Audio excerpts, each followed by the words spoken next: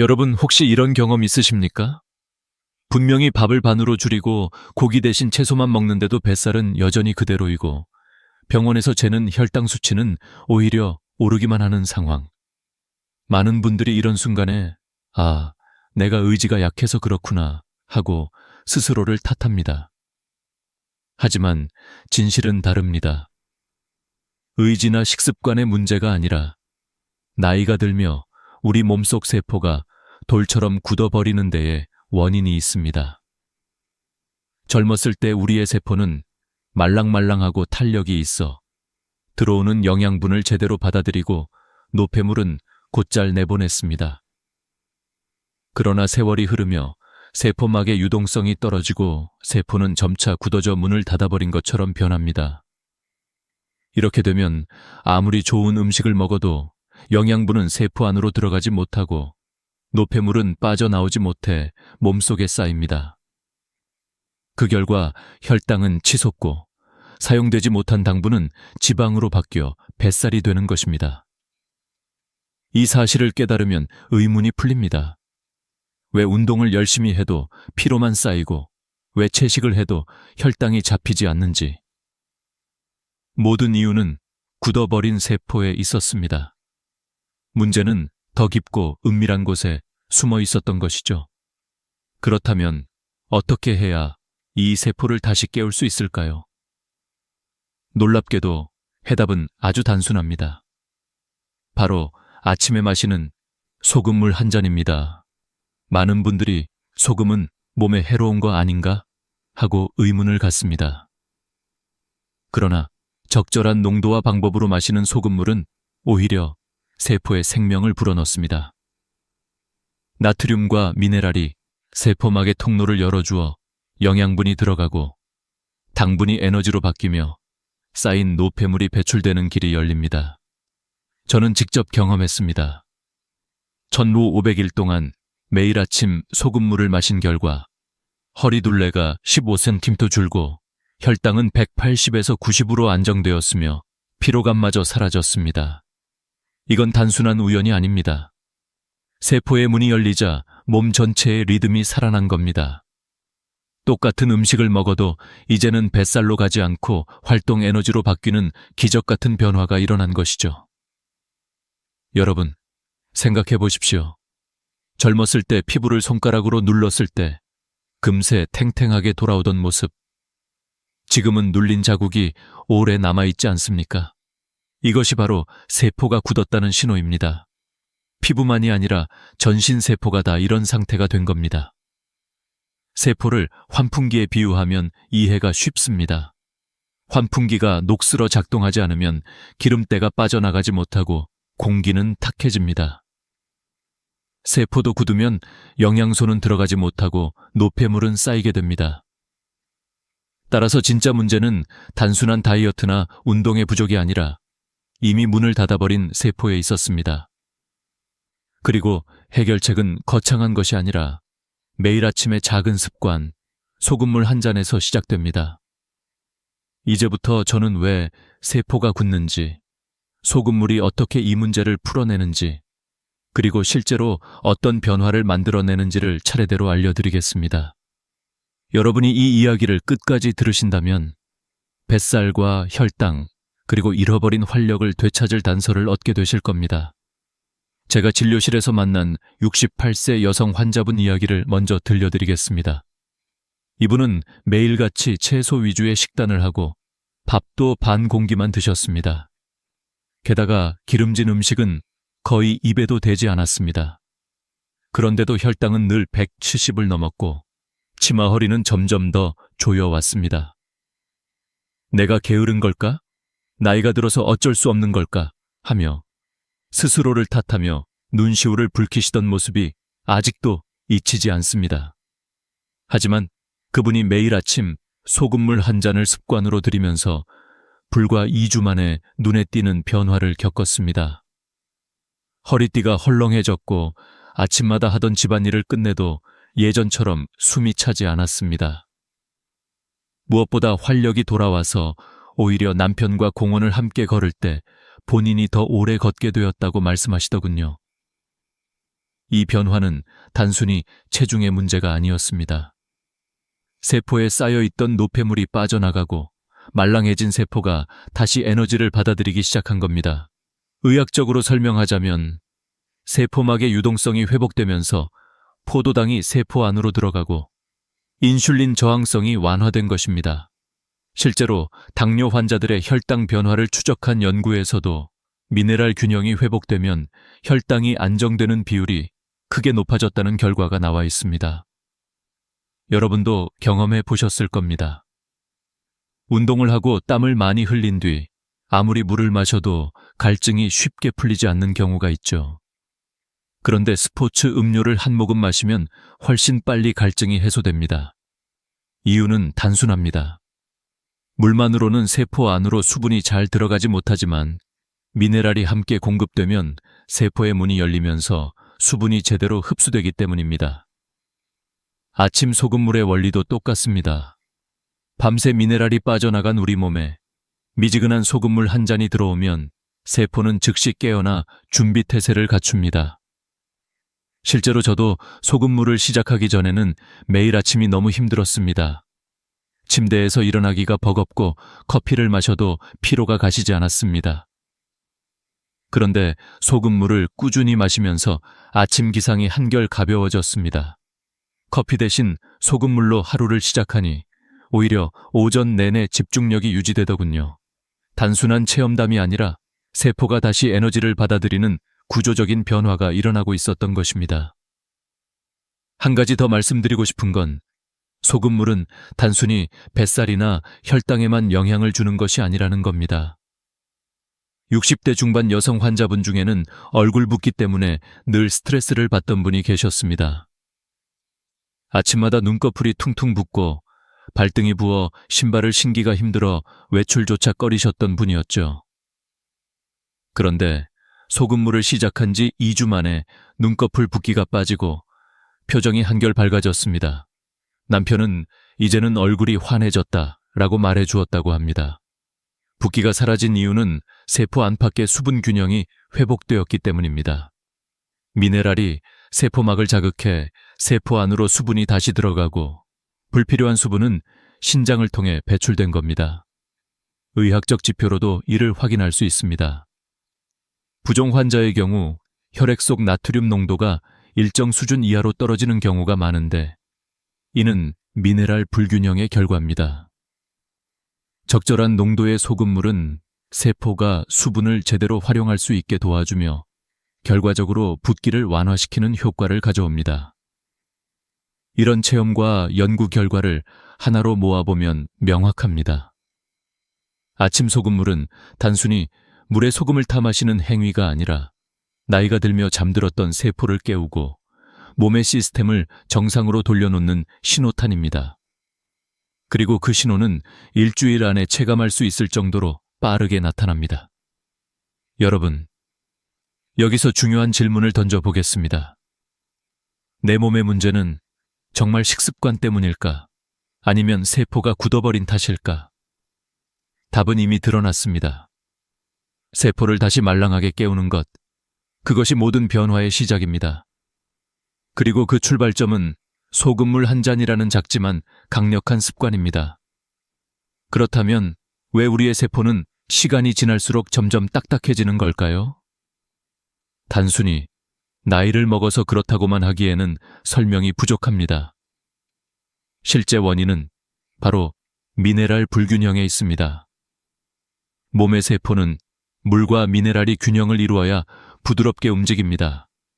하지만 50대 이후로는 몸속에서 미네랄이 빠져나가는 속도가 빨라집니다.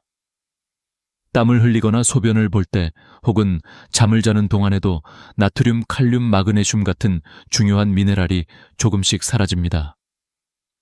수도꼭지가 꽉 잠겨 있다가 어느 순간 느슨해져 물이 똑똑 떨어지는 것처럼 몸의 저장고가 서서히 비워지는 겁니다.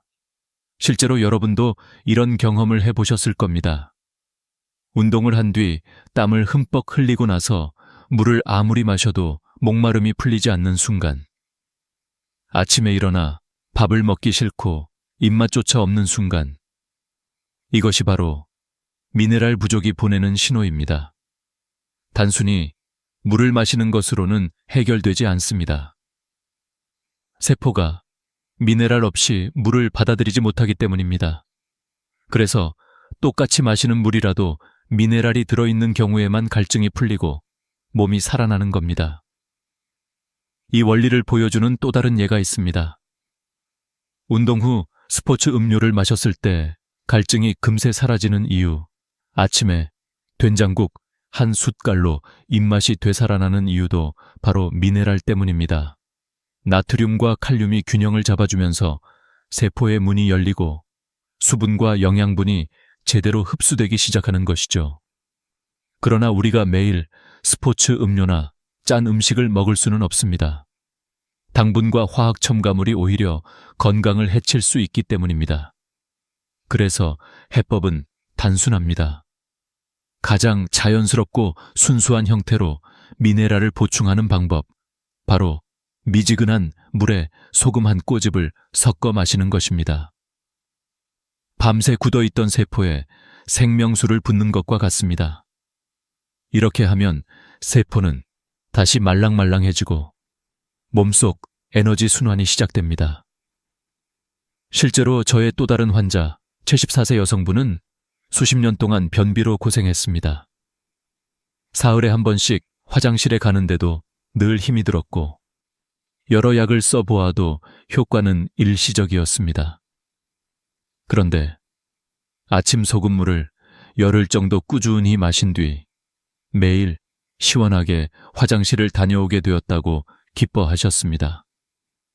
장의 운동성이 살아나고 수분이 장 안으로 들어와 변을 부드럽게 만들었기 때문입니다.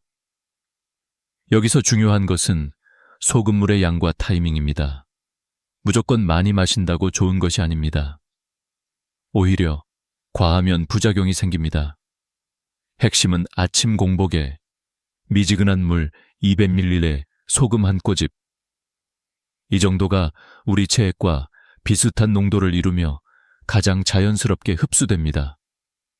그리고 마실 때는 벌컥벌컥 삼키지 말고 한 모금씩 입안에 머금었다가 삼키는 것이 좋습니다. 입안 점막에서도 미네랄이 흡수되기 때문입니다. 저는 늘 환자들에게 이렇게 말합니다. 하루 이틀로는 큰 변화를 못 느낄 수 있습니다. 하지만 일주일, 2주일만 꾸준히 해보세요. 세포가 변화를 받아들이고 몸이 적응하면 반드시 달라집니다. 사실 우리 몸은 금방 바뀌는 기계가 아니라 시간을 들여야 하는 정원과도 같습니다. 정원에 매일 물을 주면 조금씩 푸른 잎이 돋아나듯 세포에도 매일 생명의 신호를 보내야 합니다. 이제 여러분도 스스로 느끼실 겁니다. 단순히 식사량을 줄이고 운동을 억지로 늘리는 것만으로는 한계가 있다는 사실을요. 문제의 근본은 세포의 굳어짐, 그리고 그 뿌리에 있는 미네랄 불균형입니다. 이걸 해결하지 않는 한 아무리 애써도 몸은 제자리 걸음을 할 수밖에 없습니다. 하지만 작은 습관 하나, 아침 소금물 한 잔은 그 고리를 끊어내는 열쇠가 될 수 있습니다. 다시 한번 강조합니다.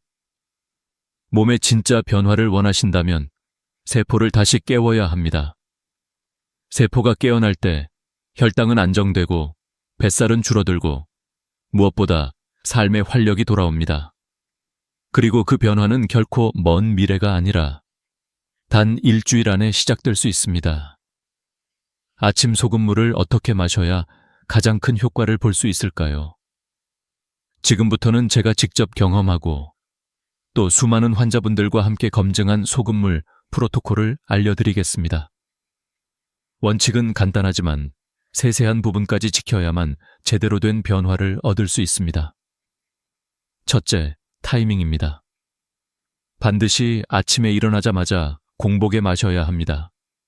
밤새 몸은 땀과 호흡을 통해 미네랄과 수분을 잃습니다. 이때 위는 텅 비어 있어 흡수 속도가 가장 빠릅니다.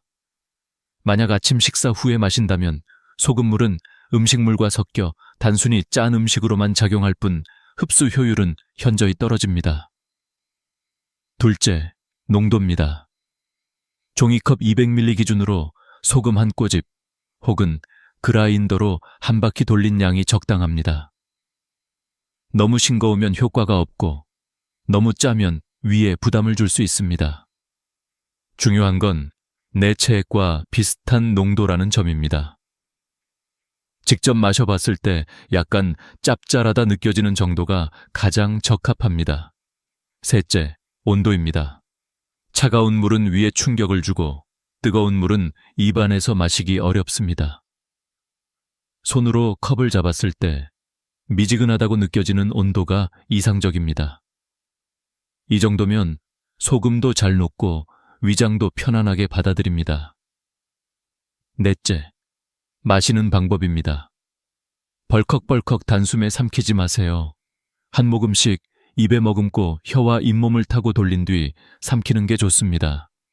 입안 점막에서도 미네랄이 흡수되기 때문입니다.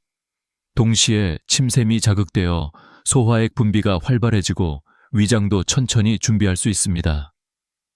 한 컵을 마시는데 30초에서 1분 정도 시간을 투자하세요. 다섯째, 흡수 시간입니다. 소금물을 마신 후 최소 20분 동안은 아무것도 먹지 말아야 합니다. 그래야 세포가 충분히 미네랄을 받아들이고 몸속에서 흡수가 제대로 이루어집니다. 많은 분들이 이 시간을 지키지 못해 효과가 반감되곤 합니다. 저는 이 20분 동안 간단히 스트레칭을 하거나 창가에 앉아 아침 햇살을 받으며 하루 일정을 정리합니다. 그렇게 하면 단순히 기다리는 시간이 아니라 몸과 마음을 깨우는 시간이 됩니다. 여섯째, 물 섭취입니다. 소금물을 마시면 자연스럽게 갈증이 날 수 있습니다. 이는 몸이 수분 균형을 맞추려는 정상적인 반응입니다. 이때는 하루 1.5리터에서 2리터 정도를 나눠서 마시는 게 좋습니다. 한 번에 많이 마시지 말고 조금씩 자주 마셔야 세포가 꾸준히 수분을 공급받습니다. 마지막으로 꾸준함입니다. 최소 3개월 이상은 매일 같은 시간에 반복해야 합니다. 세포막이 변화를 받아들이고 몸이 새로운 리듬을 익히는 데는 시간이 필요합니다. 어떤 분들은 첫 주에는 별다른 변화를 못 느끼기도 합니다. 하지만 포기하지 않고 2주, 3주를 이어가면 어느 순간 몸이 달라진 걸 스스로 체감하게 됩니다. 마치 겨울 땅 속에 있던 새싹이 봄이 되어야 비로소 올라오듯이 세포도 시간이 필요합니다. 이 프로토콜을 실천하신 76세 남성 환자분이 계십니다. 이분은 평생 비염과 잔병 치레로 고생하셨는데 아침마다 소금물을 마신 뒤로 감기 기운이 와도 금방 지나가고 콧물이 줄어 일상생활이 훨씬 편해졌다고 합니다. 특히 상처가 잘 낫지 않아 걱정하셨는데 요즘은 회복 속도가 빨라져 삶의 만족도가 크게 올랐습니다. 여러분, 여기서 중요한 메시지를 꼭 기억하시길 바랍니다. 소금물은 단순한 음료가 아니라 세포를 깨우는 하루의 첫 신호입니다. 아침에 그 작은 습관 하나가 몸 전체의 시스템을 다시 가동시킵니다. 꾸준히 지키기만 하면 세포는 다시 말랑해지고 혈당은 안정되며 몸은 활력을 되찾습니다. 그러니 내일부터는 한번 시작해 보시길 바랍니다. 특별한 도구도 필요 없습니다. 컵 하나, 소금 한 꼬집, 그리고 여러분의 의지. 그 작은 행동이 여러분의 몸을 완전히 바꿀 수 있습니다. 소금물을 마시기 시작하면 몸은 눈에 띄는 5가지 변화를 보여줍니다. 이 변화들은 단순히 겉모습의 변화가 아니라 세포가 되살아나면서 나타나는 근본적인 신호입니다. 첫 번째 변화는 뱃살이 줄어들고 피로가 사라지는 것입니다. 우리가 음식을 먹으면 포도당이 혈액 속으로 들어갑니다. 정상적인 세포라면 이 포도당을 받아들여 에너지로 바꾸지만 딱딱해진 세포는 문을 닫아버립니다. 그래서 포도당이 혈액에만 떠다니고 결국 인슐린이 과도하게 분비되어 지방으로 전환됩니다. 가장 많이 쌓이는 곳이 바로 뱃살입니다. 그래서 밥을 줄여도 운동을 해도 뱃살은 빠지지 않는 겁니다. 그러나 소금물은 세포막의 이온 통로를 열어 포도당이 세포 안으로 들어가도록 돕습니다. 이 순간부터 뱃살로 쌓이던 당분은 에너지로 전환되어 몸이 가볍고 활기차게 변합니다. 두 번째 변화는 혈당이 안정되고 당뇨 증상이 완화되는 것입니다. 혈액 속에 당이 넘쳐나면 혈관은 끈적해지고 손발이 저리거나 시야가 흐려지는 증상이 나타납니다. 오래되면 신장은 당을 소변으로 빼내려 하면서 잦은 갈증과 잦은 소변이 이어집니다. 그러나 소금물의 미네랄은 세포의 문을 열어 단기 세포 안으로 들어가도록 도와줍니다. 피 속에서 떠돌던 당이 에너지로 쓰이게 되니 혈당은 자연스럽게 안정되고 당뇨로 인한 불편한 증상들도 차츰 줄어듭니다. 세 번째 변화는 얼굴과 몸의 붓기가 빠지고 피부가 맑아지는 것입니다. 나이가 들면 세포가 딱딱해져 수분이 세포 안으로 들어가지 못하고 밖에만 고입니다. 이 때문에 아침마다 얼굴이 퉁퉁 붓고 손발이 무겁습니다. 하지만 소금물은 세포막의 압력을 조절하여 밖에 고여있던 수분을 세포 안으로 끌어들이거나 신장을 통해 배출되도록 돕습니다. 그 결과 불필요한 붓기는 빠지고 세포는 필요한 만큼의 수분을 공급받아 피부가 촉촉해집니다. 실제로 소금물을 2주만 마셔도 거울 속 얼굴이 맑아지고 눈꺼풀이 가벼워졌다는 체험담을 수없이 들었습니다. 네 번째 변화는 만성염증이 완화되고 면역력이 강화되는 것입니다. 몸이 이유 없이 무겁고 작은 상처도 잘 낫지 않으며 감기에 자주 걸리는 이유는 세포 안에 노폐물이 쌓여 있기 때문입니다. 우리 몸은 이 노폐물을 적으로 착각해 백혈구를 보내 공격하면서 오히려 염증이 심해집니다. 그러나 소금물의 미네랄은 세포막을 유연하게 만들어 노폐물을 배출시키고 신선한 영양분과 산소가 세포 안으로 들어가도록 돕습니다. 동시에 아연과 마그네슘은 면역세포의 기능을 활성화해 감기나 알레르기에 강한 몸으로 바꿔줍니다. 다섯 번째 변화는 변비가 사라지는 것입니다. 나이가 들면 장운동성이 떨어지고 수분 흡수 능력이 약해집니다. 그래서 변이 딱딱해지고 배출이 힘들어집니다. 하지만 소금물은 장벽을 자극해 연동운동을 활성화하고 삼투압 작용으로 장 속으로 수분을 끌어들입니다. 그 결과 변이 부드러워지고 장은 마치 잠들어 있던 엔진이 다시 시동을 건 것처럼 활발히 움직입니다. 수십 년 동안 변비로 고생하던 환자분들이 열흘 만에 매일 시원하게 배변을 본다고 말할 정도입니다. 이 5가지 변화는 단순히 겉으로 보이는 결과가 아닙니다. 세포가 다시 유연해지고 몸의 시스템이 정상으로 돌아왔다는 증거입니다. 더 이상 식사량을 줄이거나 과도한 운동에 의존하지 않아도 세포가 깨어나면 몸은 스스로 균형을 회복하기 시작합니다. 여러분, 여기서 중요한 교훈은 분명합니다. 우리 몸의 문제는 표면에서 시작되지 않았습니다. 뱃살, 혈당, 붓기, 피로, 변비. 이 모든 것은 단 하나의 뿌리, 굳어버린 세포에서 비롯된 것입니다. 그리고 그 세포를 다시 살리는 열쇠는 아침의 작은 습관, 소금물 한 잔입니다. 이 작은 변화가 삶 전체를 바꾸는 거대한 첫걸음이 될 수 있습니다. 소금물을 마시는 습관이 건강에 큰 변화를 가져온다는 사실을 알았다 하더라도 마지막으로 반드시 짚고 넘어가야 할 것이 있습니다. 바로 어떤 소금을 선택해야 하는지, 그리고 안전하게 지키기 위한 주의사항입니다. 마트에 가보면 정제염, 천일염, 죽염, 히말라야 핑크솔트, 용소금까지 종류가 너무 많습니다. 겉으로는 다 비슷한 흰색이지만 몸에 미치는 영향은 전혀 다릅니다. 정제염은 99%가 나트륨으로만 이루어져 있어 단순히 짠맛만 낼 뿐 미네랄이 거의 없습니다. 마치 백미와 현미의 차이처럼 필요한 영양이 빠져 있는 셈입니다. 매일 아침 정제염으로 소금물을 만든다면 효과는 기대하기 어렵습니다. 반면 천일염은 바닷물을 자연 건조해 만들기 때문에 칼슘, 마그네슘, 칼륨 같은 미네랄이 남아 있습니다. 가격도 합리적이고 일상에서 시작하기에 가장 무난한 선택입니다. 죽염은 대나무통에 천일염을 넣고 소나무 장작으로 고온에서 구워 만든 것으로 불순물이 제거되고 미네랄이 농축되어 알칼리성이 강합니다. 효과는 좋지만 가격이 비쌉니다. 히말라야 핑크솔트는 수억 년 전 바다에서 형성되어 환경 오염에서 자유롭고 철분이 풍부해 분홍빛을 띠는데 특히 여성분들에게 고려할 만합니다. 용소금은 천일염을 복사열로 구워 중금속 위험이 적고 맛도 깔끔하다는 장점이 있습니다. 제가 직접 여러 종류를 다 사용해 본 결과 처음 시작하는 분들에게는 천일염만으로도 충분합니다. 이후 익숙해지고 더 좋은 효과를 원한다면 핑크솔트나 용소금을 고려해도 좋습니다. 중요한 건 비싼 소금이 아니라 꾸준히 편하게 실천할 수 있는 방법입니다. 저는 개인적으로 그라인더에 담긴 소금을 추천합니다.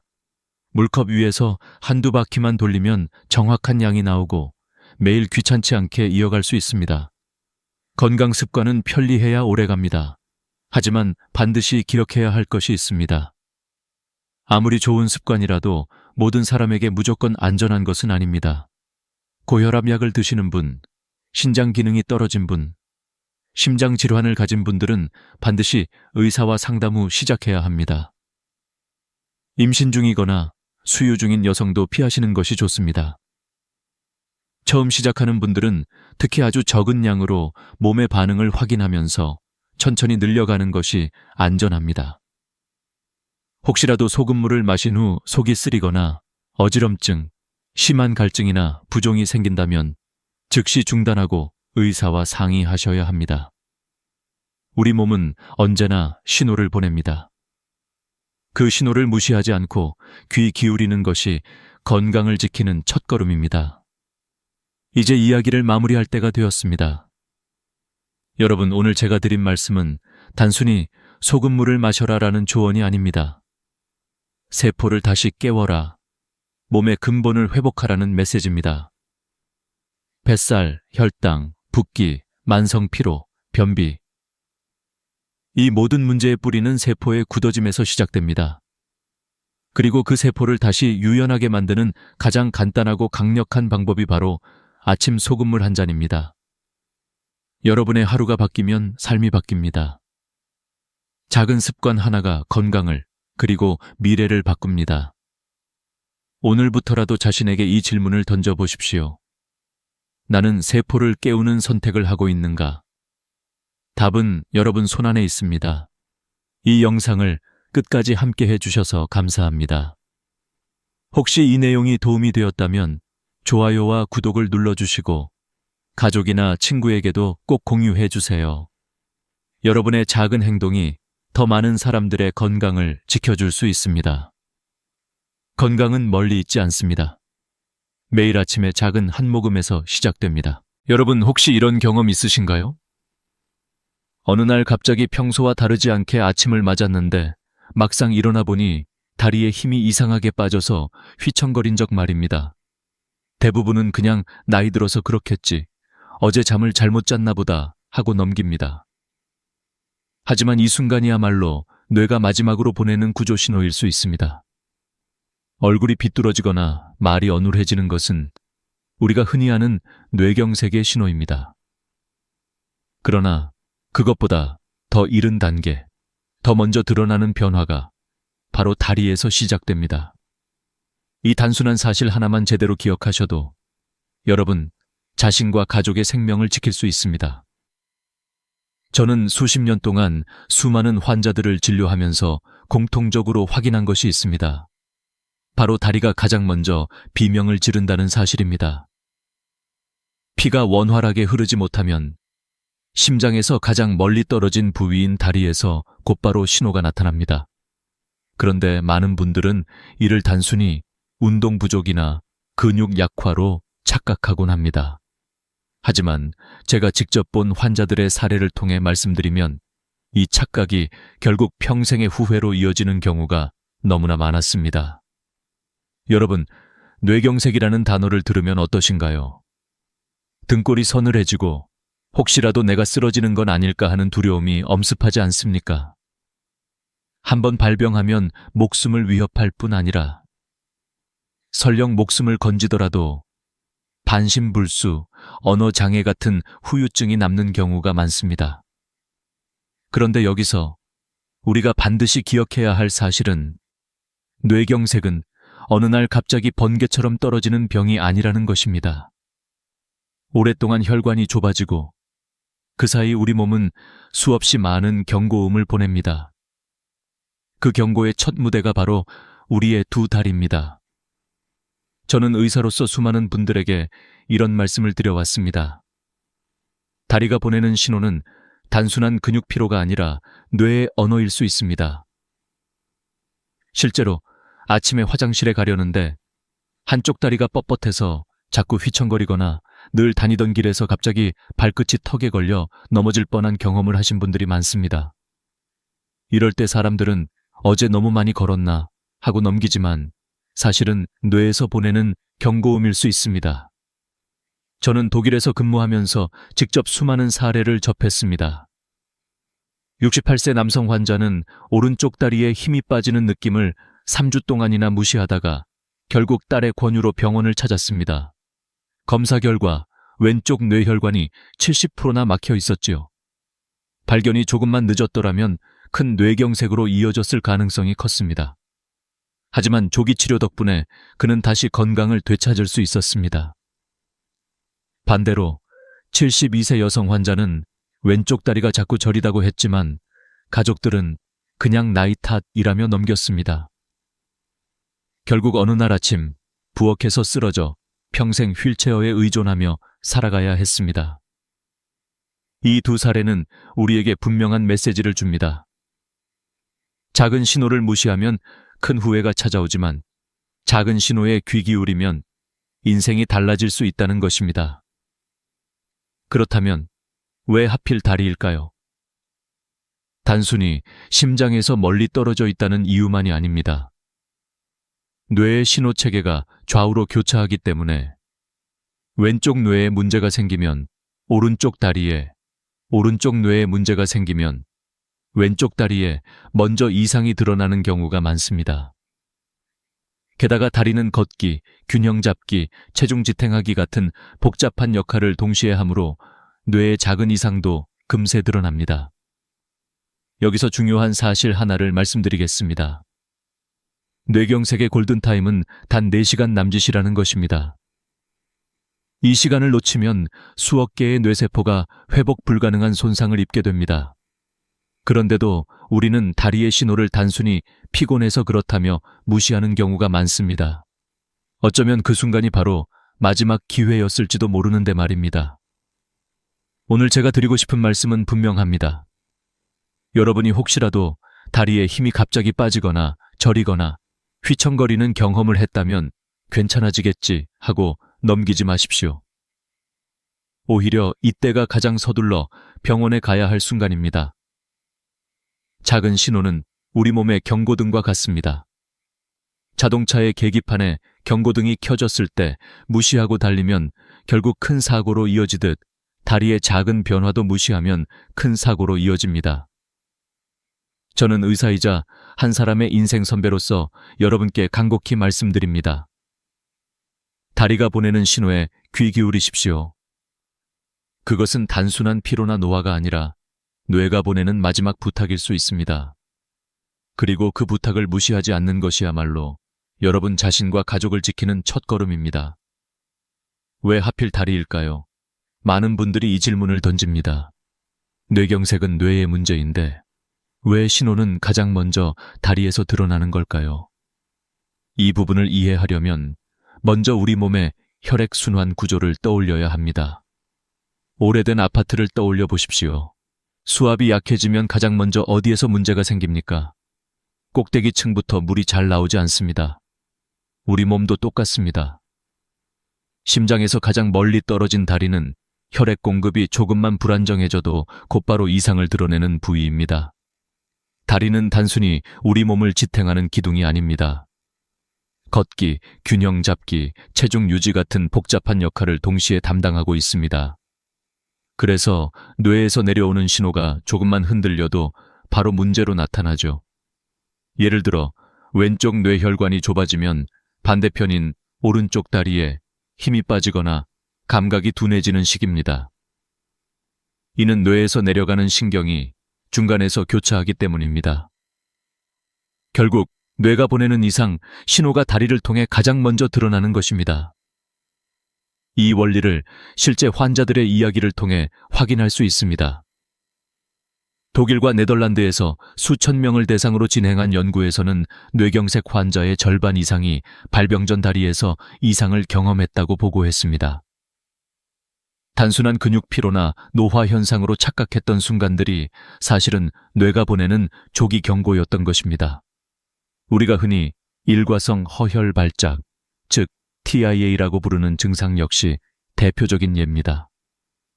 며칠 전 혹은 몇 시간 전부터 다리가 힘이 빠지거나 저리는데 시간이 지나면 다시 정상으로 돌아옵니다.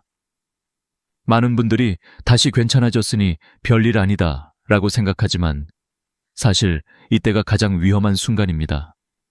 우리 뇌는 매우 정교하지만 동시에 아주 민감합니다. 혈류가 잠시만 줄어들어도 즉각 반응을 보냅니다. 그리고 그 반응이 가장 눈에 띄게 나타나는 곳이 바로 다리입니다. 특히 발목과 발끝은 작은 신경과 근육의 협동으로 움직이는데 혈류가 부족해지면 곧바로 발이 땅에 끌리거나 계단을 오를 때 휘청거리는 증상이 나타납니다. 이런 신호들은 그냥 우연이 아닙니다. 뇌가 이제 위험하다라고 알려주는 경고등과 같은 것이죠. 여기서 우리가 꼭 기억해야 할 사실은 다리의 이상이 단순히 국소적인 문제가 아니라는 것입니다. 허리 디스크나 말초신경 문제로 오는 증상과는 양상이 다릅니다. 허리 문제라면 보통 양쪽 다리가 함께 영향을 받거나 자세에 따라 증상이 변합니다. 그러나 뇌혈관에서 오는 문제는 특징적으로 한쪽 다리에만, 그것도 갑자기 나타나고 반복적으로 이어집니다. 따라서 어르신들께서 느끼는 작은 변화도 의학적으로는 매우 중요한 신호일 수 있습니다. 제가 직접 진료한 환자들 가운데는 가족들이 먼저 이상을 눈치채고 병원에 모시는 경우도 많았습니다. 아버지 걸음걸이가 요즘 이상하다. 발을 자꾸 끌고 다닌다. 어머니가 갑자기 계단에서 발을 헛디뎠다. 같은 작은 관찰이 결국 뇌경색을 막아낸 경우입니다. 이는 우리 모두가 함께 주의 깊게 살펴야 할 부분입니다. 혼자만의 문제가 아니라 가족 전체가 경각심을 가져야 하는 이유입니다. 또 하나 중요한 점은 균형 감각입니다. 다리는 단순히 걷기만 하는 것이 아니라 뇌와 손발의 협력으로 균형을 유지합니다. 그런데 뇌혈류가 불안정해지면 손해와 연결된 균형 조절 기능이 흔들리며 걷는 동작이 매끄럽지 못해집니다. 술을 마시지도 않았는데 비틀거리거나 평평한 바닥을 걷는데도 울렁거리는 느낌을 받는다면 이는 뇌의 경고일 수 있습니다. 어지럼증으로만 치부하기엔 반복적이고 점점 심해지는 특징이 뚜렷하기 때문입니다. 결국 다리는 뇌의 상태를 가장 먼저 보여주는 조기 경보 장치입니다. 우리가 다리에서 오는 신호를 무심히 넘기면 뇌가 보내는 마지막 기회를 놓칠 수 있습니다. 작은 신호가 반복되면 반드시 전문의와 상담해야 합니다. 이 단순한 습관 하나가 인생의 갈림길을 바꿀 수 있습니다. 저는 수많은 환자들의 삶을 지켜보며 한 가지 공통된 교훈을 얻었습니다. 바로 뇌경색은 갑자기 떨어지는 벼락 같은 병이 아니라 이미 오래전부터 작은 신호로 우리에게 경고를 보낸다는 사실입니다. 그리고 그 신호를 귀 기울인 사람과 무심히 흘려보낸 사람의 인생은 극명하게 갈라졌습니다. 독일 하이델베르크에서 진료하던 어느 날 68세의 하인리히 슈미트라는 환자가 딸의 손을 잡고 병원에 찾아왔습니다. 그는 몇 주 전부터 오른쪽 다리에 힘이 빠지고 자꾸 휘청거린다고 말했습니다. 하지만 그는 나이 탓일 거야 라며 대수롭지 않게 넘겼습니다. 그러던 어느 날 장을 보러 나갔을 때 계산대 앞에서 다리가 풀려 그대로 주저앉을 뻔했습니다. 다행히 옆에 있던 딸이 즉시 병원으로 데리고 왔고 검사 결과 왼쪽 뇌혈관이 70% 이상 막혀 있는 것이 확인되었습니다. 만약 조금만 더 늦었다면 대규모 뇌경색으로 이어졌을 가능성이 높았습니다. 하지만 조기 치료와 생활 습관 교정으로 그는 다시 건강을 회복할 수 있었습니다. 그의 삶은 작은 순간의 주의 덕분에 완전히 다른 방향으로 흘러갔습니다. 반면 또 다른 사례는 안타깝기 그지없습니다. 72세의 게르트루트 베커라는 여성은 일주일 전부터 왼쪽 다리가 자주 저리고 힘이 빠진다고 호소했습니다. 그러나 가족들은 그냥 나이 들어서 그런 거야, 운동 부족이지라며 가볍게 여기고 산책을 권하기만 했습니다. 결국 어느 날 아침, 부엌에서 아침 식사를 준비하다가 갑자기 쓰러졌습니다. 병원으로 실려왔을 때는 이미 오른쪽 뇌에 큰 경색이 진행된 상태였고, 결국 그녀는 평생 휠체어에 의존해야만 했습니다. 조금만 더 일찍 신호를 알아차리고 병원에 왔다면 충분히 막을 수 있었던 일이었습니다.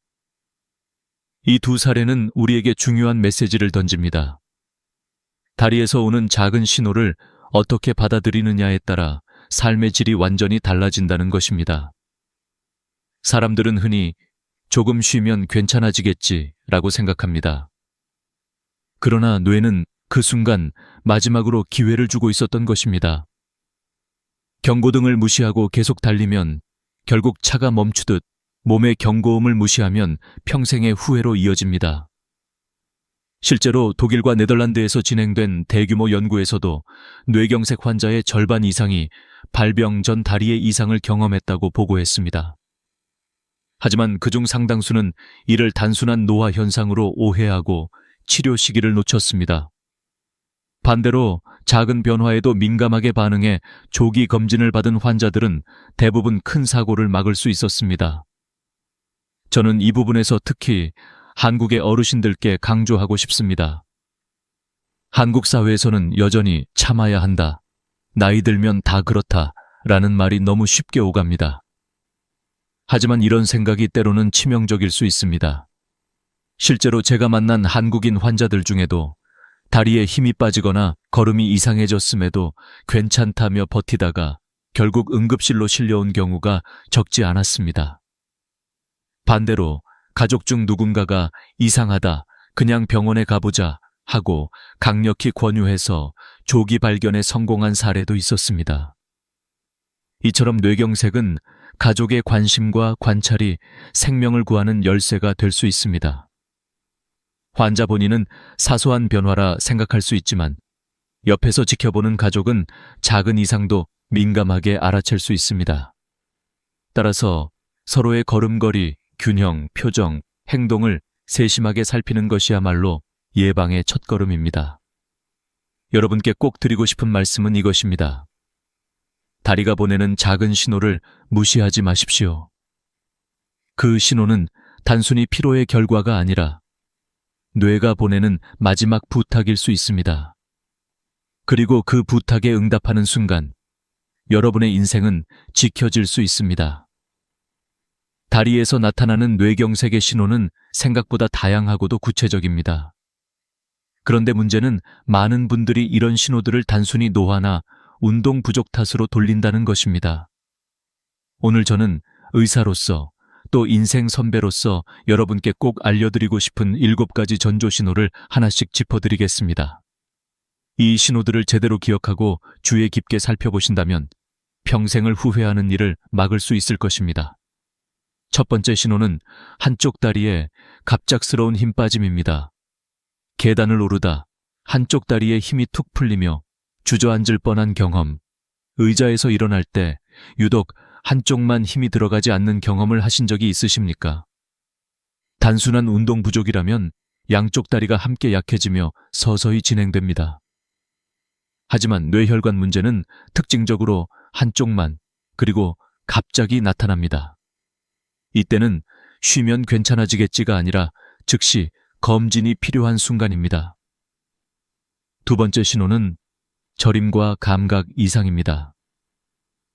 발바닥이 둔해지고 뜨겁고 차가운 것을 잘 구별하지 못하거나 양말을 신은 듯한 느낌이 드는 경우가 있습니다.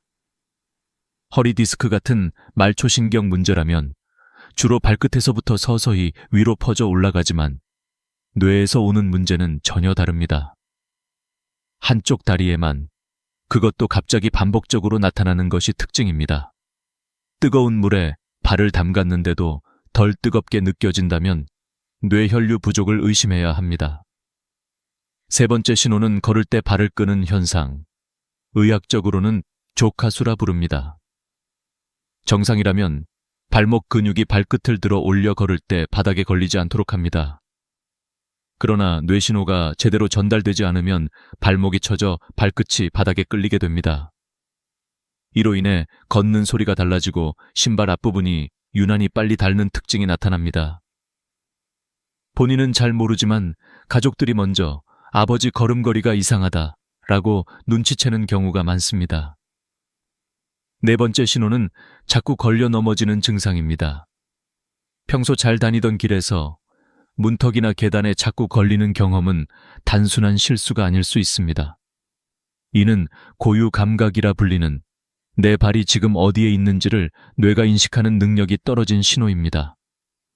이 기능이 흔들리면 작은 문턱에도 걸려 넘어지고 계단 높이를 잘못 짚어 휘청거리게 됩니다. 특히 노년층에게 이런 낙상은 곧 엉덩이 골절, 척추 골절로 이어질 수 있어 치명적입니다. 다섯 번째 신호는 원치 않는 다리 떨림입니다. 피곤할 때 잠깐 다리가 떨리는 것은 흔하지만 뇌에서 오는 떨림은 다릅니다. 원하지 않아도 반복적으로 나타나며 특정 상황과 상관없이 지속됩니다. 이는 뇌혈관이 막혀 신호가 불안정해져 다리가 스스로 움직이는 현상입니다. 단순히 나이 탓으로 돌리기엔 위험한 신호입니다. 여섯 번째 신호는 보행 불균형과 휘청거림입니다. 술을 마시지 않았는데도 비틀거리며 평평한 길에서도 몸이 한쪽으로 기우는 경험은 단순한 어지럼증이 아닐 수 있습니다. 이는 뇌의 균형 담당 부위인 손해로 가는 혈류가 막히면서 나타나는 현상입니다. 특히 아침에 심해지는 경우가 많아 실제로 많은 환자들이 아침에 갑자기 쓰러져 응급실로 오게 됩니다. 일곱 번째 신호는 일시적 증상 후 회복, 즉 일과성 허혈 발작 TIA입니다. 다리에 힘이 빠졌다가 금방 회복되거나 감각이 둔해졌다가 돌아오는 경우가 여기에 해당합니다.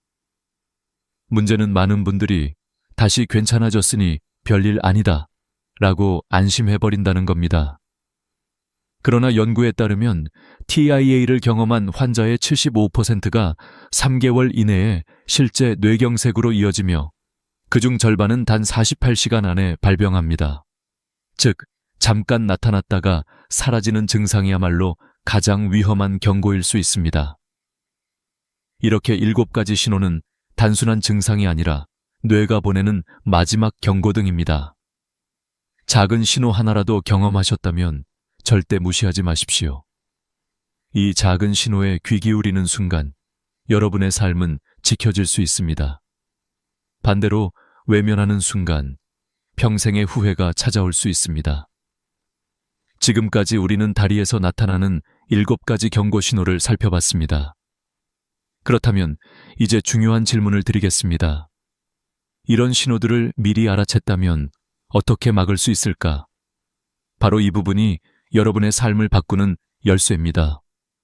뇌경색은 무섭지만 세계보건기구 WHO와 유럽신경학회에 따르면 사실 환자의 80% 이상은 생활습관 관리만으로도 예방할 수 있습니다. 다시 말해, 우리의 선택과 실천이 미래를 바꿀 수 있다는 것입니다. 첫 번째로 가장 중요한 것은 혈압 관리입니다. 고혈압은 뇌경색의 가장 큰 원인 중 하나입니다. 이상적인 수치는 120/80이지만 고혈압이 있는 분들은 적어도 130/80 이하로 유지해야 합니다. 혈압은 매일 같은 시간, 특히 아침에 일어나 30분 정도 지난 뒤 재는 것이 가장 정확합니다. 혈압이 높아지면 혈관벽에 미세한 상처가 생기고 그 자리에 콜레스테롤이 달라붙어 혈관을 좁히거나 막습니다. 결국 이것이 뇌경색으로 이어지는 것입니다. 두 번째는 혈당 관리입니다. 당뇨는 뇌혈관을 손상시키는 가장 위험한 요인 중 하나입니다. 건강한 분이라면 공복 혈당은 100 이하, 식후 2시간 혈당은 140 이하가 이상적입니다. 당뇨 환자의 경우는 공복 혈당 130 미만, 식후 2시간 180 미만을 목표로 관리해야 합니다. 혈당이 높으면 혈관벽이 점차 손상되고 그 결과 뇌경색 위험은 3배 이상 증가합니다. 그러므로 혈당 조절은 곧 뇌혈관 보호입니다. 세 번째는 콜레스테롤 관리입니다. 특히 LDL 콜레스테롤, 흔히 나쁜 콜레스테롤이라 불리는 수치를 낮추는 것이 핵심입니다. LDL은 혈관벽에 달라붙어 기름 찌꺼기를 만들고 결국 혈관을 막아버립니다. 반대로 HDL 콜레스테롤은 혈관 속에 쌓인 LDL을 청소하는 역할을 합니다. 따라서 HDL은 높이고 LDL은 낮추는 식습관이 중요합니다. 기름진 음식, 가공육, 튀김류는 줄이고 오메가산가 풍부한 등푸른 생선을 일주일에 2-3번 섭취하십시오. 연어, 고등어, 정어리 등이 좋은 예입니다. 견과류와 올리브유 같은 불포화 지방도 도움이 됩니다. 네 번째는 운동입니다. 가장 좋은 방법은 빠르게 걷기입니다. 하루 30분, 주 5회 정도면 충분합니다. 옆 사람과 대화는 가능하지만 노래 부르기는 힘든 정도의 속도가 적당합니다. 이 정도만 꾸준히 해도 혈액순환이 개선되고 뇌혈관 건강이 크게 달라집니다. 운동은 단순히 근육을 위한 것이 아니라 뇌로 가는 혈류를 원활하게 유지하는 가장 강력한 예방법입니다. 다섯 번째는 금연과 절주입니다. 담배는 혈관을 직접적으로 손상시키며 뇌경색 위험을 몇 배나 높입니다.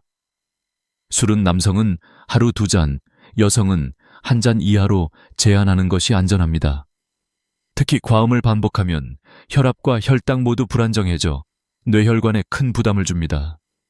여섯 번째는 수면입니다.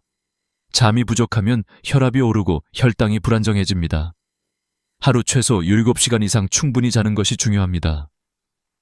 특히 어르신들께서는 낮잠보다는 밤에 깊고 안정적인 수면을 취하는 것이 더 도움이 됩니다. 마지막으로 여러분이 집에서 직접 해볼 수 있는 자가 체크법을 알려드리겠습니다. 하루 3분이면 충분합니다. 첫째, 의자에 앉아 팔짱을 끼고 일어나 보십시오. 양쪽 다리 힘이 균형 있게 들어가는지 확인합니다. 둘째, 눈을 감고 제자리에서 30초 동안 서 보십시오. 중심을 잘 잡을 수 있는지 확인합니다. 셋째, 양쪽 발바닥을 손으로 만져 감각 차이가 있는지 비교합니다. 넷째, 일직선 위를 따라 10걸음 걸어보십시오. 비틀거리거나 균형을 잃지 않는지 점검합니다. 이 4가지 중 하나라도 이상이 있다면 반드시 병원에서 검사를 받아야 합니다. 여러분, 작은 습관의 변화가 평생의 미래를 바꿀 수 있습니다. 혈압을 기록하고 혈당을 체크하며 매일 30분 걷기만 해도 뇌경색 위험은 크게 줄어듭니다. 여러분의 실천이 바로 여러분과 가족의 생명을 지키는 가장 확실한 보험입니다. 우리가 지금까지 살펴본 이야기는 단순한 의학 지식이 아닙니다. 그것은 바로 삶의 방향을 바꾸는 교훈입니다. 다리에서 오는 작은 신호는 뇌가 보내는 경고의 언어입니다. 하지만 많은 사람들은 그 언어를 이해하지 못하고 흘려보내며 결국 뒤늦게 후회하게 됩니다. 오늘 이 시간을 통해 제가 드리고 싶은 마지막 메시지는 분명합니다. 다리는 단순히 우리 몸을 지탱하는 기둥이 아니라 뇌가 보내는 살아있는 알람이라는 사실입니다. 저는 수많은 환자들을 통해 배웠습니다. 누군가는 작은 이상을 무심히 넘겨 평생 휠체어에 앉아 살아가야 했습니다. 또 누군가는 가족의 세심한 관찰 덕분에 큰 사고를 피하고 다시 건강한 삶을 되찾았습니다. 그 차이는 아주 작은 순간의 선택에서 비롯되었습니다. 괜찮아지겠지, 라는 방심과 혹시 이상이 있지 않을까 라는 경각심, 이 두 가지 태도가 인생의 갈림길을 만든 것입니다. 여러분, 우리가 일상에서 가장 쉽게 놓치는 것이 무엇일까요? 바로 작은 신호입니다. 몸은 결코 거짓말을 하지 않습니다. 다리가 갑자기 휘청거릴 때, 발바닥 감각이 이상할 때, 걸음걸이가 달라졌을 때, 그것은 우연이 아니라 뇌가 마지막으로 보내는 메시지일 수 있습니다. 자동차 경고등을 무시하면 큰 사고로 이어지듯 몸의 경고를 무시하면 돌이킬 수 없는 결과가 찾아옵니다. 하지만 희망이 없는 것은 아닙니다. 여러 연구 결과가 말해주듯 생활 습관 관리만으로도 대부분의 뇌경색을 예방할 수 있습니다. 오늘부터라도 혈압을 기록하고 혈당을 관리하며 매일 30분 걷기를 시작하십시오. 기름진 음식 대신 생선과 채소를 더 많이 드시고 담배를 끊고 술을 줄이십시오. 이 작은 실천이 쌓여 여러분의 내일을 지켜줍니다. 그리고 무엇보다 중요한 것은 가족과 함께하는 예방입니다. 여러분, 스스로도 점검하시되 가족끼리 서로의 걸음걸이와 몸 상태를 살펴보십시오. 아버지 걸음이 요즘 이상하다. 어머니가 자꾸 발을 헛디디신다는 작은 관심이 생명을 구할 수 있습니다. 뇌경색은 개인의 질병이 아니라 가족 전체의 삶에 영향을 주는 사건이기 때문입니다. 마지막으로 이 교훈을 가슴에 새기셨으면 합니다. 작은 신호, 마지막 경고, 평생의 후회. 이 세 가지 단어는 무겁게 들릴지 모르지만 이제 여러분은 그 무게를 바꿀 수 있는 지혜를 손에 넣으셨습니다. 다리의 신호에 귀 기울이는 순간 후회는 예방으로 바뀌고 두려움은 희망으로 바뀝니다. 여러분, 오늘 이야기가 마음에 와닿으셨다면 구독과 좋아요를 눌러주시고 소중한 분들과 공유해 주십시오.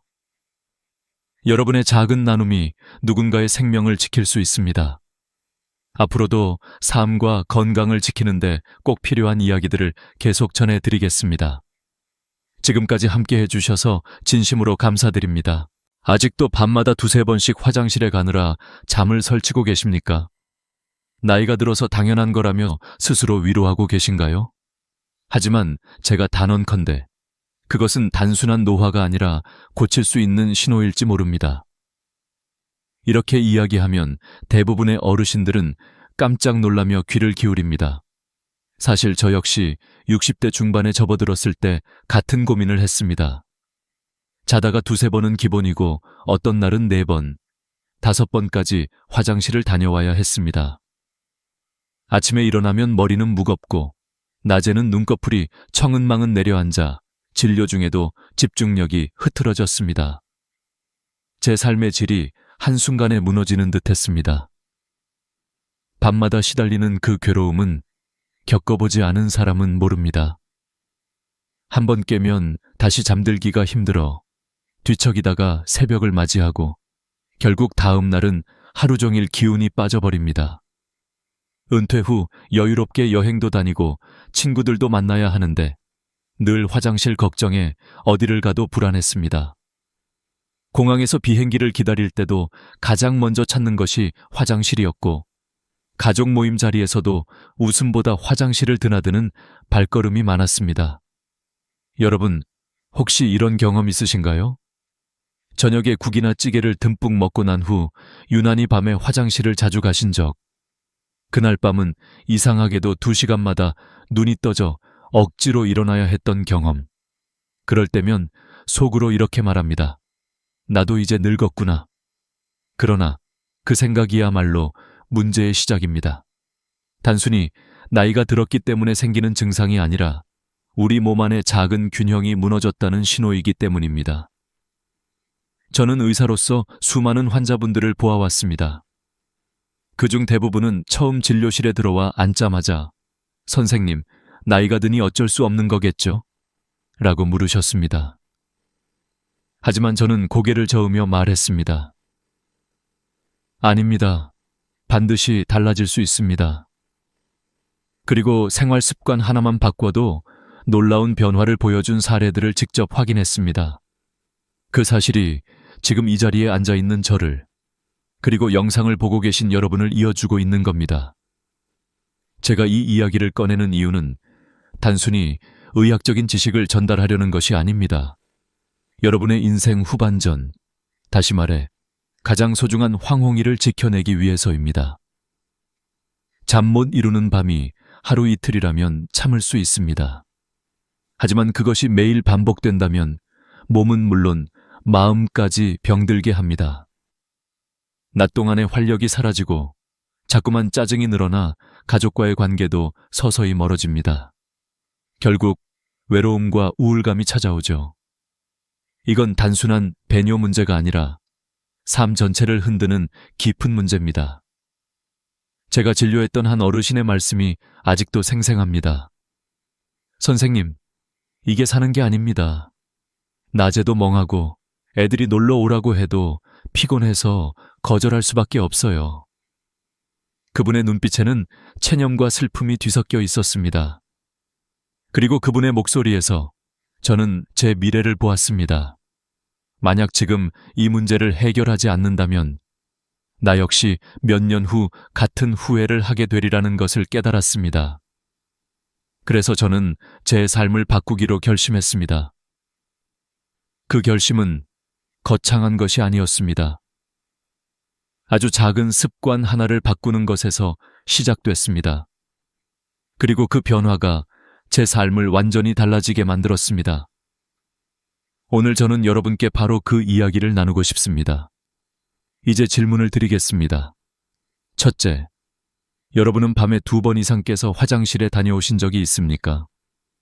둘째, 화장실을 다녀온 후에도 도무지 잠이 오지 않아 새벽까지 뒤척이신 적이 있습니까? 셋째, 아침에 눈을 뜨면 도무지 개운하지 않고 하루 종일 피로가 몰려온 적이 있습니까?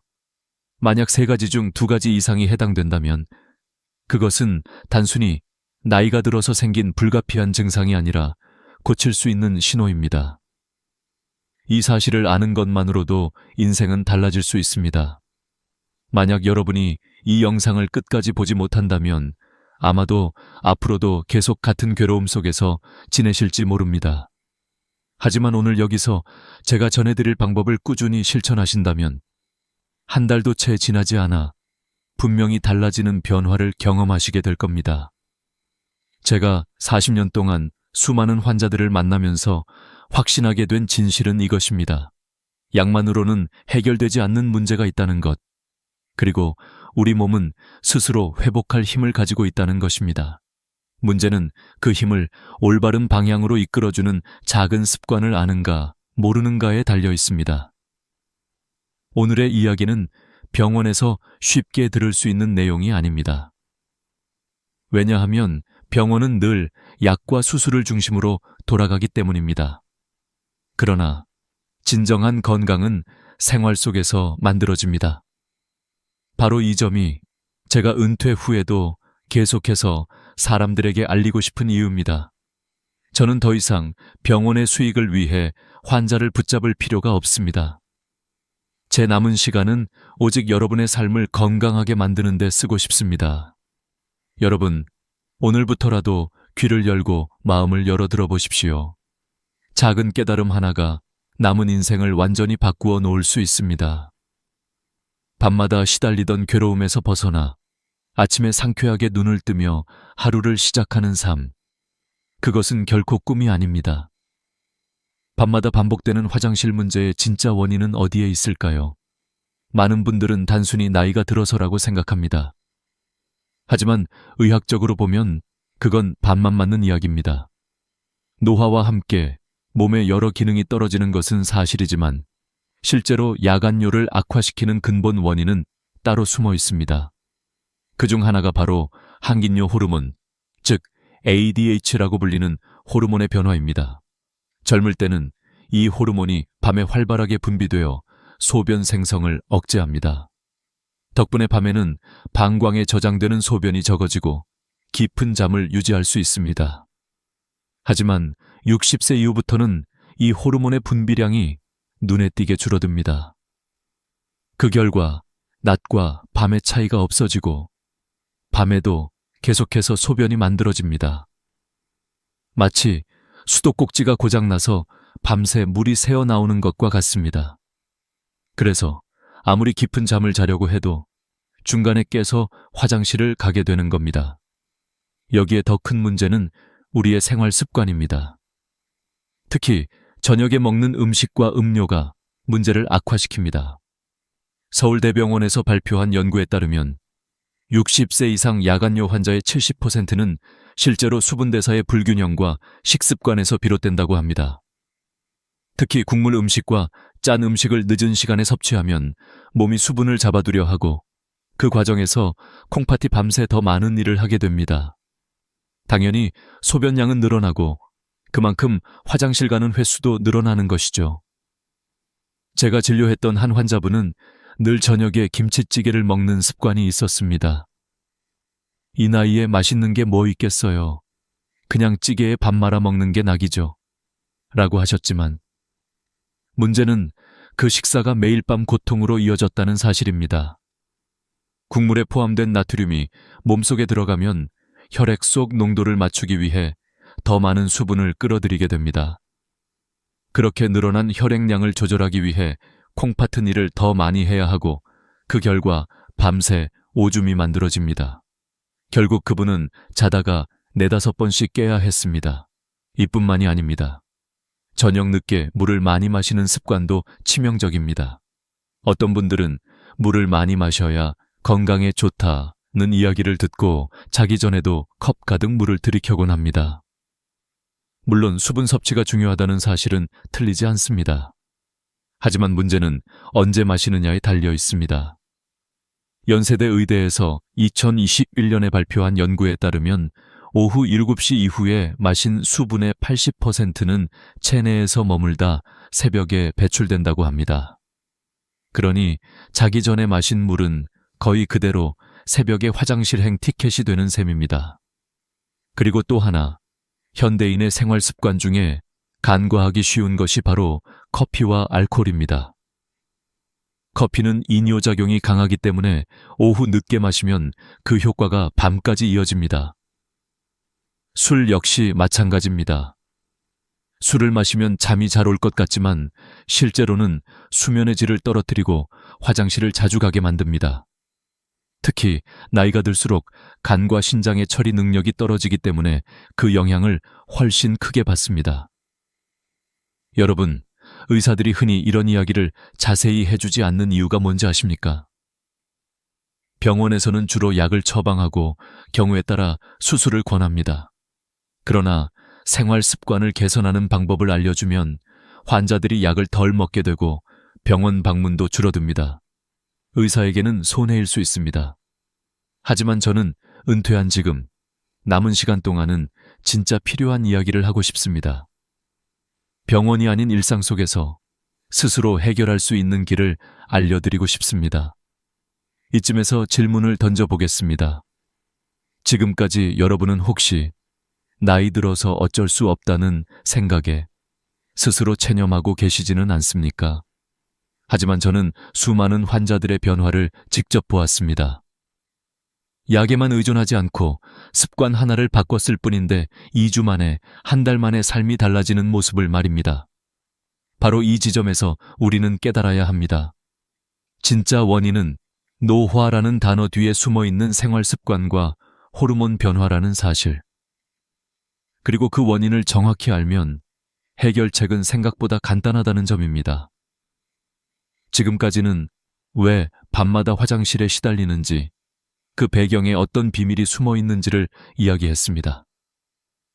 다음부터는 어떻게 그것을 바꿀 수 있는지 구체적인 방법을 말씀드리겠습니다. 저녁이 되면 우리는 하루의 피곤함을 풀기 위해 밥상에 앉습니다. 그러나 그 밥상 위에 놓인 음식들이 사실은 우리의 밤잠을 앗아가는 주범이 될 수 있다는 사실 알고 계셨습니까? 제가 수십 년간 환자들을 진료하며 가장 많이 발견한 공통점은 바로 저녁 식사 습관이었습니다. 국물 위주의 음식, 지나치게 짠 반찬, 그리고 습관처럼 들이키는 물 한 컵. 이 단순한 습관들이 결국 야간뇨를 악화시키는 결정적인 요인이었습니다. 한 환자분 이야기를 해드리겠습니다. 70대 초반의 한 어르신은 늘 저녁에 된장찌개와 김치찌개를 번갈아 드셨습니다. 이 나이에 입맛 사는 건 그거밖에 없어요. 라며 웃으셨지만 그분의 밤은 늘 지옥과 같았습니다. 자다가 4번, 5번은 꼭 깨야 했고 다음 날은 늘 피곤해 지쳐 있었습니다. 제가 조심스레 저녁 국물을 조금만 줄여보시면 어떨까요?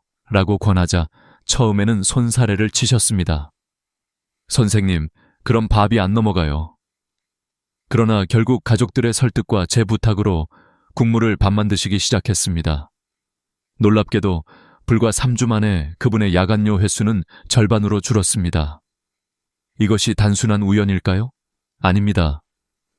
과학적인 근거가 분명히 있습니다. 나트륨이 많은 음식을 섭취하면 우리 몸은 혈액 속 염분 농도를 맞추기 위해 더 많은 수분을 필요로 합니다. 그래서 세포 밖으로 수분이 끌려 나오고 혈액량이 늘어나면서 결국 콩팥이 그 물을 걸러내느라 밤새 쉬지 못합니다. 자연히 소변량은 늘고 방광은 가득 차며 우리는 화장실에 가기 위해 깨야만 합니다. 또 다른 문제는 늦은 시간의 물 섭취입니다. 많은 분들이 자기 전에 목이 마르니까 하며 물을 컵째 들이키곤 합니다. 그러나 그 물은 대부분 새벽녘에 소변으로 쏟아져 나오게 됩니다. 특히 60세 이후에는 신진대사의 리듬이 바뀌어 수분 흡수 속도가 떨어집니다. 연세대학교에서 2021년에 발표한 연구에 따르면 저녁 7시 이후 섭취한 수분의 80% 이상이 밤새 체내에 머물다 새벽에 한꺼번에 배출된다고 합니다. 결국 우리가 자기 전 마신 물 한 잔은 곧 새벽에 화장실로 이어집니다. 커피와 술도 빠질 수 없습니다. 많은 분들이 저녁에 모임을 갖고 친구들과 소주 한 잔 하거나 늦게 커피를 마십니다. 하지만 카페인과 알코올은 강력한 이뇨작용을 일으킵니다. 게다가 단순히 소변만 많아지는 게 아니라 수면의 질 자체를 떨어뜨립니다. 술을 마시면 처음에는 금방 잠드는 것 같지만 깊은 잠은 오지 않고 자꾸만 깨게 됩니다. 커피 역시 마찬가지입니다. 낮에 마셨던 커피 한 잔이 밤까지 영향을 끼쳐 깊은 수면을 방해합니다. 제가 기억하는 또 한 분은 68세 남성으로 은퇴 후 동네 친구들과 저녁마다 막걸리 한 잔이 습관이었습니다. 그분은 술 한 잔하고 자면 잠이 잘 와서 좋아요 라고 말씀하셨습니다. 하지만 실제로는 매일 밤 1~2번씩 깨고 낮에는 피곤해 일상생활이 힘들었습니다. 제가 알코올의 이뇨작용과 수면 방해 효과를 설명해드리자 그제야 고개를 끄덕이셨습니다. 결국 술을 줄이고 나니 2달 만에 밤에 깨는 횟수가 크게 줄었습니다. 여러분, 여기서 중요한 사실 하나를 기억하셔야 합니다. 야간뇨의 진짜 적은 나이가 아니라 습관입니다. 나이가 든다고 모두 같은 문제를 겪는 것은 아닙니다. 같은 연령대라도 어떤 분은 밤새 한 번도 깨지 않고 숙면을 취하는 반면 어떤 분은 4~5번씩 깨야 합니다. 그 차이를 만드는 것은 생활 습관입니다. 특히 저녁 시간대의 음식과 음료가 결정적입니다. 그러나 많은 분들이 여기서 실수를 합니다. 그럼 물을 안 마시면 되지 않겠냐? 하지만 그건 아주 위험한 생각입니다.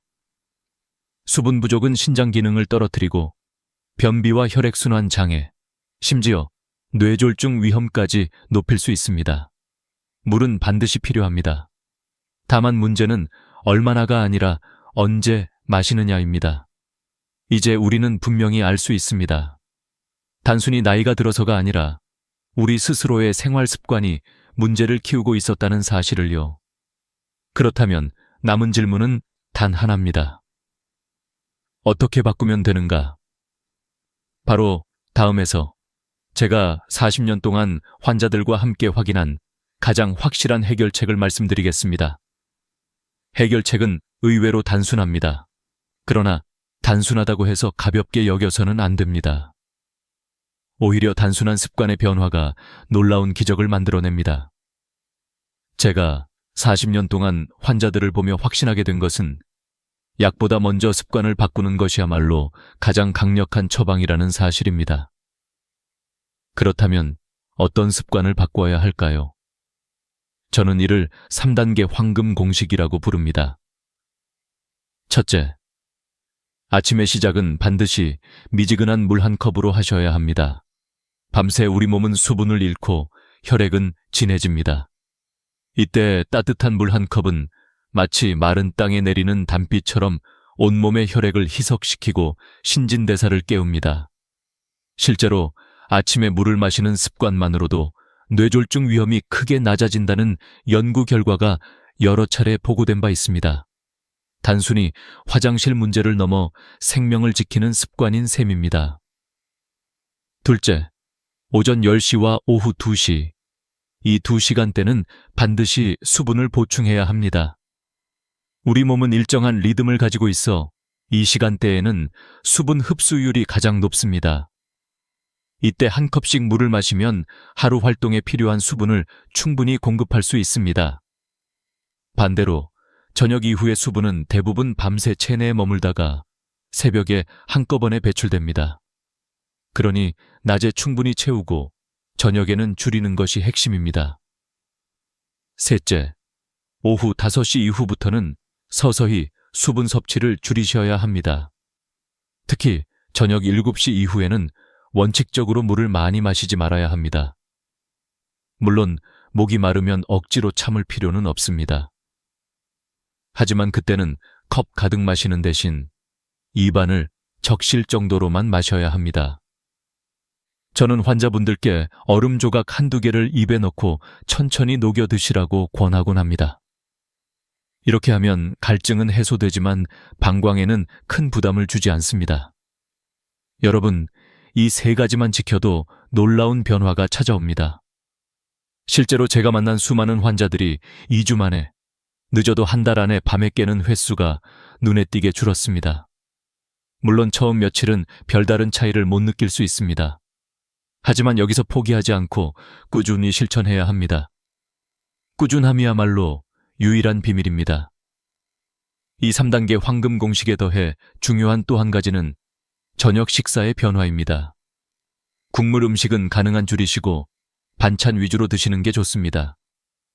찌개나 국을 매일 드시는 분들은 처음엔 밥이 잘 안 넘어간다고 하십니다. 그러나 1주일, 2주일만 지나면 입맛이 바뀌고 무엇보다 아침에 개운하게 눈을 뜨는 경험을 하면 스스로 기꺼이 변화를 받아들입니다. 건강을 되찾는 기쁨은 어떤 음식의 즐거움과도 비교할 수 없습니다. 저는 환자분들께 이렇게 말씀드립니다. 저녁에 국물 한 그릇 줄이시면 그만큼 밤에 화장실 가는 횟수가 줄어듭니다. 국물 한 숟가락이 내일 하루의 활력을 빼앗을 수도 있습니다. 이 말에 많은 분들이 고개를 끄덕이며 식탁을 바꾸기 시작했습니다. 그리고 그 결과는 언제나 같았습니다. 더 이상 새벽에 고통스럽게 깨지 않고 아침에 일어나 웃으며 하루를 시작할 수 있었습니다. 여기에 한 가지 작은 팁을 더 드리겠습니다. 잠들기 3시간 전부터는 수분을 최대한 자제하는 것이 좋습니다. 그러나 이 시간대에 습관적으로 차나 음료를 마시는 분들이 많습니다. 특히 허브차, 보리차 같은 것은 괜찮다고 생각하시는 경우가 있는데 그것 역시 수분입니다. 그래서 저는 이 시간대에는 따뜻한 차 한 모금 정도로 입안을 적시는 걸 권합니다. 차 대신 단순히 따뜻한 물을 소량 마시는 것도 좋은 방법입니다. 제가 직접 경험한 바에 따르면 이 습관은 단지 야간요 문제만 해결하는 것이 아닙니다. 수면의 질이 전반적으로 좋아지고 낮 동안의 집중력과 활력이 회복됩니다. 실제로 저도 예전에는 논문을 쓰거나 진료를 하다가 쉽게 피곤해졌지만 지금은 하루 종일 힘이 넘칩니다. 나이가 들어도 다시 젊은 시절처럼 살아갈 수 있다는 자신감을 주는 변화입니다. 정리하면 물은 반드시 필요합니다. 하지만 언제 마시느냐가 중요합니다. 아침과 낮에 충분히, 저녁에는 최소한으로. 그리고 국물 음식 줄이기, 잠들기 전 수분 조절. 이 간단한 공식이 평생의 건강을 지켜주는 열쇠입니다. 여러분도 오늘부터 당장 시작해 보시기 바랍니다. 내일 아침 미지근한 물 한 컵으로 하루를 열고 저녁 식탁에서는 국물 대신 반찬을 즐겨보십시오. 그리고 잠들기 전에는 얼음 조각 하나로 갈증을 달래보십시오. 그 작은 변화가 곧 삶의 큰 기쁨으로 돌아올 것입니다. 저는 수많은 환자들을 만나왔습니다. 그 중에서도 박영수라는 분의 이야기는 아직도 제 마음속에 깊이 남아 있습니다. 은퇴한 지 얼마 되지 않았던 그는 매일 밤 4-5번씩 깨는 고통에 시달리고 있었습니다. 얼굴에는 깊은 다크서클이 자리 잡고 있었고 눈빛은 늘 피곤에 젖어 초점이 흐려져 있었습니다. 그는 제 앞에서 한숨을 내쉬며 이렇게 말했습니다. 선생님, 밤에 잠을 못 자니 낮에도 멍하고 손주들이 놀러 오자고 해도 피곤해서 거절하게 됩니다. 여행도 못 가고 친구들도 못 만나고 이게 사는 걸까요? 그의 말 한마디 한마디에서 체념이 느껴졌습니다. 저는 그에게 약이나 수술보다는 생활 습관부터 바꿔보자고 제안했습니다. 많은 의사들이 바로 약을 처방했겠지만 저는 원인을 근본적으로 해결해야 한다는 확신이 있었습니다. 그래서 3가지를 권했습니다. 첫째, 아침에 일어나자마자 반드시 미지근한 물 한 컵을 마실 것. 둘째, 낮 동안 충분히 수분을 섭취하되 오후 5시 이후로는 점차 줄일 것. 셋째, 저녁 식사에서 국물 음식을 최소화하고 잠들기 3시간 전에는 물을 거의 마시지 않을 것. 처음 일주일 동안 영수 씨는 큰 변화를 느끼지 못했습니다. 역시 나이 든 사람은 안 되는 거군요. 라며 실망하는 표정을 지었지만 저는 포기하지 말고 꾸준히 해보자고 격려했습니다. 그리고 2주가 지났을 때 놀라운 변화가 나타났습니다. 밤에 깨는 횟수가 4-5번에서 2-3번으로 줄어든 것입니다. 무엇보다 한 번 깨고 나서 다시 잠드는 시간이 훨씬 짧아졌습니다. 한 달 뒤, 그는 환한 얼굴로 제 진료실에 들어왔습니다. 선생님, 어젯밤에는 단 한 번만 깼습니다. 40년 만에 처음이에요. 아침에 일어나니 이렇게 개운할 수가 없더군요. 그의 표정은 완전히 달라져 있었습니다. 얼굴에 생기가 돌았고 목소리에는 힘이 실려 있었습니다. 단순히 화장실 문제만 해결된 것이 아니었습니다. 삶 전체가 바뀐 것이었습니다. 그는 더 이상 여행을 두려워하지 않았고 손주들과 즐겁게 놀 수 있었으며 친구들과의 만남도 기꺼이 나갈 수 있었습니다.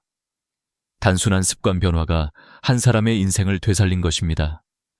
저는 이 사례를 통해 확신을 더 굳혔습니다. 그러나 그 확신의 근거는 환자들뿐만이 아니었습니다.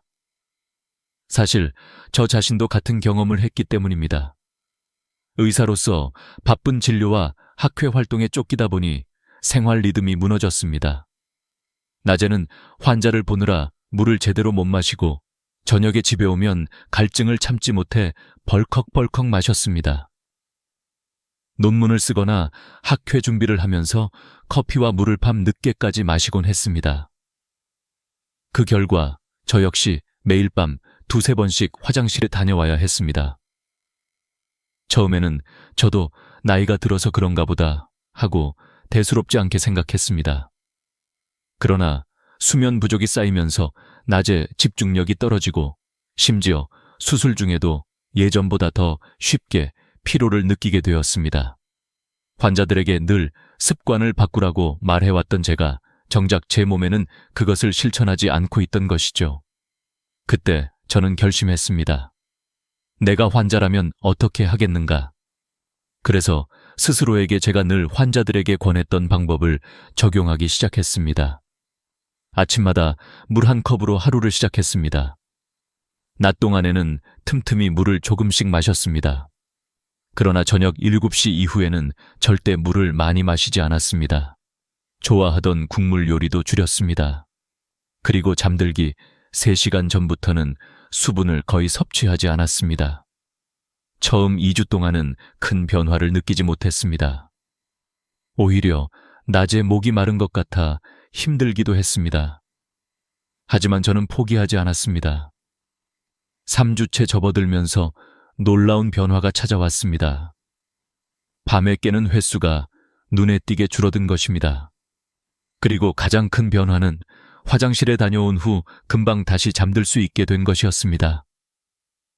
예전에는 한 번 깨면 1시간 가까이 뒤척였는데 이제는 화장실 다녀오자마자 금세 깊은 잠에 빠질 수 있었습니다. 2달이 지나자 거의 완벽하게 숙면을 유지할 수 있었습니다. 아침에 일어났을 때의 상쾌함은 마치 젊은 시절로 돌아간 듯 했습니다.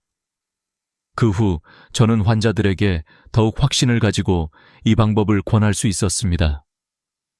제가 직접 경험한 것이기에 더 이상 의심할 필요가 없었습니다. 지금도 80세가 된 저는 이 습관을 20년 넘게 지켜오고 있습니다. 덕분에 여전히 하루를 활기차게 보내고 있고 환자분들께도 당당히 말할 수 있습니다. 나이가 문제가 아닙니다. 습관이 문제입니다. 그리고 그것은 언제든 바꿀 수 있습니다. 이야기를 통해 제가 전하고 싶은 메시지는 분명합니다. 환자든 의사든 누구든 같은 사람입니다.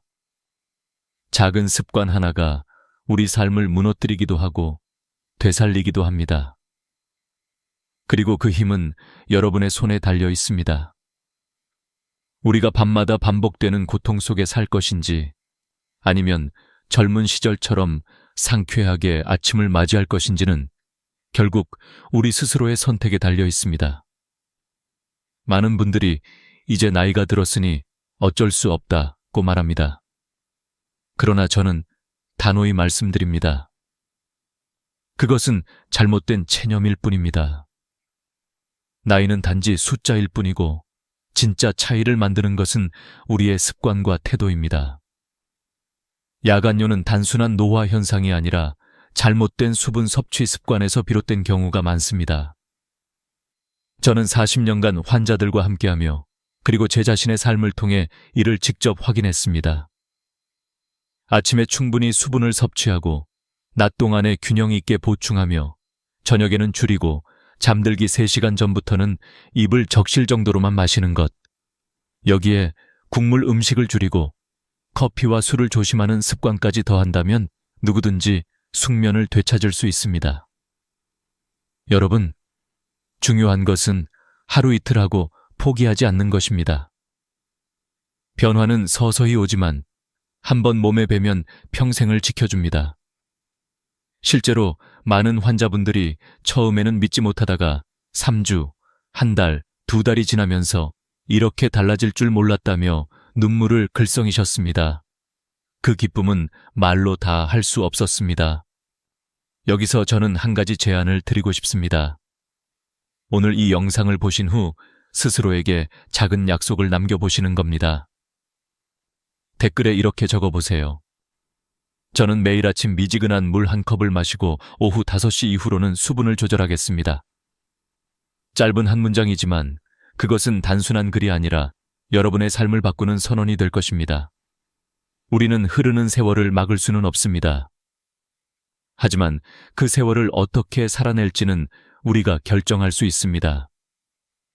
병원 침대 위에서 약에 의존하며 살 것인지 아니면 매일 아침 산책을 즐기며 가족과 웃음을 나눌 것인지 손주들에게 짐이 될 것인지 아니면 건강하고 당당한 모습으로 본보기가 될 것인지 그 선택은 여러분의 손에 달려 있습니다. 여러분, 저는 오늘 말씀드린 이 작은 습관이 여러분의 노후를 완전히 바꿀 수 있다고 확신합니다. 단순한 야간뇨 문제 해결을 넘어 삶의 활력을 되찾고 마음까지 젊어질 수 있습니다. 오늘부터 실천해 보십시오. 내일 아침 첫물 1컵이 여러분의 인생을 새롭게 열어줄 것입니다. 이 영상이 도움이 되셨다면 사랑하는 가족과 친구들에게도 꼭 공유해 주세요. 함께 건강한 삶을 나누고 더 많은 분들이 편안한 밤잠을 되찾을 수 있도록 도와주십시오. 마지막으로 부탁드립니다. 구독과 좋아요를 눌러주시면 앞으로도 여러분의 건강을 지켜드릴 귀중한 이야기들을 계속 전해드리겠습니다. 작은 클릭 하나가 여러분의 삶에 큰 힘이 될 것입니다. 여러분 모두가 오늘 밤부터 편안히 주무시기를 진심으로 기원합니다. 그리고 내일 아침 새로운 희망과 함께 눈을 뜨시기를 바랍니다. 감사합니다.